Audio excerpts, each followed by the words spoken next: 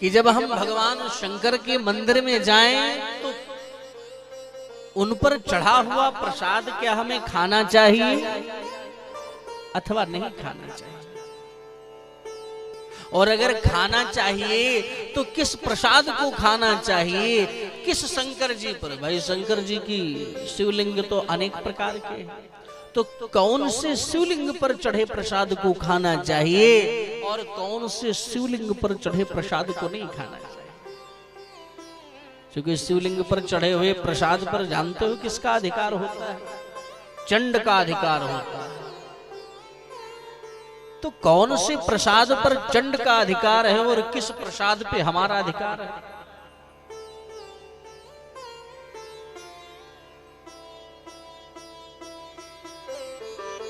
तो जिस प्रसाद पर चंड का अधिकार है उसे हमें ग्रहण नहीं करना चाहिए। अगर उसको ग्रहण आपने किया तो स्वस्थ नहीं अस्वस्थ बहुत जल्दी हो जाओगे। लेकिन ये हमें मालूम नहीं, इसलिए नहीं मालूम है क्योंकि हम शिव महापुराण के सन्निकट आज तक गए नहीं। शिवलिंग के सन्निकट तो खूब जाते हैं, जल चढ़ाते हैं, लेकिन शिव महापुराण के सन्निकट हम लोग नहीं जाते हैं। अगर जाएंगे तभी समझ पाएंगे। चंडाधिकारो यात्रास्ति तदा भोक्तव्यं च मानवे चंडाधिकारो नो यत्र भोक्तव्यं तच्च भक्तितः। ध्यान देना, यदि कोई सामान्य शिला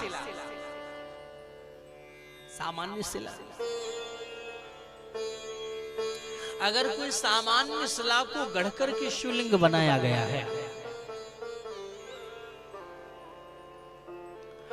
तो उस पर चंड का अधिकार होता है। लेकिन अगर बाणलिंग है, लोहलिंग है, सिद्धलिंग है, स्वयंभूलिंग है, नर्मदेश्वर महादेव है, या स्फटिक के महादेव है, या पार्थिव मिट्टी के महादेव है, इन पर जो चढ़ा हुआ प्रसाद है ये हम आप सभी को पाना चाहिए। इसमें किसी प्रकार का कोई दोष नहीं।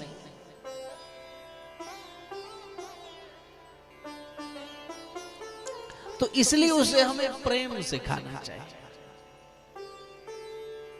सामान्य शिला पर अगर चढ़ गया है तो उसे हमें नहीं खाना चाहिए। इसलिए हमें बहुत विशेष रूप से सावधानी बरतनी चाहिए इन सब चीजों के लिए।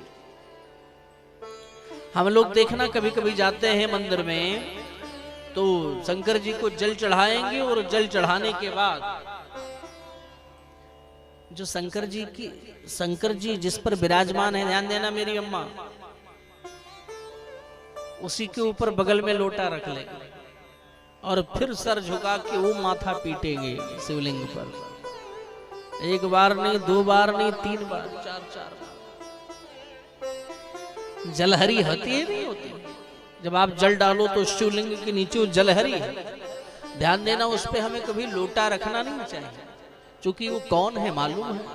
वो जलहरी कोई और नहीं है, वो साक्षात भवानी माता पार्वती जी विराजमान है। क्योंकि निरंतर वो जो आयताकार गोल गोल होता नहीं, फिर उसके ऊपर शंकर जी विराजमान होते, वो साक्षात माता भवानी पार्वती जी विराजमान है।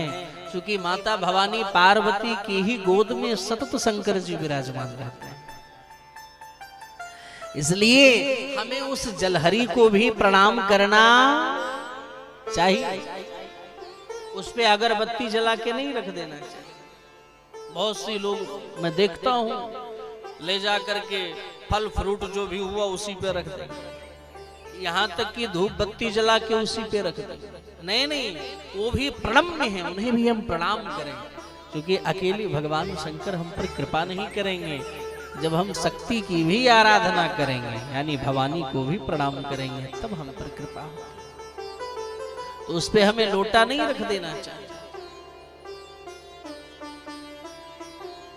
तो ये सब सारी बातें जाननी होगी। हमें कौन सा प्रसाद खाना चाहिए, कौन सा नहीं खाना चाहिए, कैसे जल चढ़ाना चाहिए, कैसे नहीं चढ़ाना चाहिए। और अगर शंकर जी को जल चढ़ाएं तो हम तो आपसे निवेदन करेंगे कि जब प्रायः अगर ओम नमः शिवाय ना बोल पाए तो केवल सीताराम सीताराम सीताराम सीताराम बोलो तो शंकर जी शीघ्र प्रसन्न होते हैं। क्योंकि श्री राम जी हमारे भोलेनाथ के इष्ट हैं, तो इसलिए अगर राम राम राम राम करके जल चढ़ाओगे तो और शीघ्र प्रसन्न। यही नहीं, संपूर्ण समय अगर आप श्रावण प्रत्येक सोमवार के दिन अगर आप बेलपत्ती पर सीताराम सीताराम चंदन से लिख करके और भोलेनाथ को 108 बेलपत्ती चढ़ाइए, फिर देखो भोलेनाथ की कितनी कृपा पर, कितने प्रसन्न आप पर होते। इसलिए इन सारी चीजों को हमें पढ़ना चाहिए और ऐसे ही भोलेनाथ को रिझाना चाहिए। ऐसा नहीं गए आपने एक लोटा जल चढ़ाया, किसी ने कहा तो 4-5 लोटा चढ़ा दिया, कह लिए चूंकि मेहनत तो है नहीं, नल से जल भर लिया और पानी भी फ्री और शंकर जी भी फ्री। हाँ या ना? अगर कहीं 5 रुपया लोटा जल लग जाए कि 1 लोटा जल चढ़ाओ तो 5 रुपए लगेगा, फिर देखो महाराज ये जो 8-8 बाल्टी जल पटकती है माता, सावधान हो जाए महाराज। आधा लोटा जल चढ़ाऊं मैं, 2.5 रुपए में काम चले, 2.5 में कल चलाएंगे। हाँ या? क्योंकि स्वयं खाना होता है ना, अगर केला स्वयं के लिए खरीदना हो, हमें खाना है, तो फिर वो 60 रुपए वाला दर्जन आएगा। अब अगर कहीं पंडित जी को कहीं चढ़ाना है, अच्छा वो ठेला वाले भी समझ जाते हैं हमारी एक्सप्रेशन को देख कर, क्या करोगी केला, अरे वही कथा में चढ़ाना। चढ़ाने वाला वो ठेला पे अलग ही रखता है हमारे, अपने आप बिना पूछे ये वाला कितने रेट में, 60 में, ये वाला कितने रेट में, 30 में है, चढ़ाने वाला। तो अगर ऐसी मानसिकता हमारी भोलेनाथ के प्रति रहेगी तो फिर वो फल भी वैसा ही देगा। इसलिए हमें वहां पर कंजूसी नहीं करना चाहिए। भगवान के धार्मिक कार्य में अगर मंदिर में जाएं तो कंजूसी करें, नहीं नहीं, ठीक नहीं। और वो तो इतने दयालु हैं कि उनको तो आप कुछ भी चढ़ा दो, कृपा तो आप पर करेंगे, लेकिन हमारी बुद्धि हम क्या हमें बता रहे हैं। हमें तो वो घटना भी याद है, आपको बताऊं कि वो हर व्यक्ति पर रिझ जाता है। एक चोर था, सुने होंगे, तो वो चोरी कर रहा था और उस दिन महाराज उसे कुछ चोरी करने को मिला नहीं। बहुत परेशान हो गया कि आज कुछ माल मिला नहीं, इसको बेचेंगे भी नहीं तो खाएंगे क्या। अब क्या करें, उसे जब कुछ नहीं दिखाई पड़ा तो भोलेनाथ के मंदिर का बड़ा सा घंटा दिखाई पड़ा कि अगर आज कुछ नहीं मिल रहा है तो घंटा ही 9-2-11 कर दो महाराज, और इसी घंटे को खोलते हैं और इसी को बेच करके फिर जो धन इससे मिलेगा उसी से हम अपना भोजन चलाएंगे।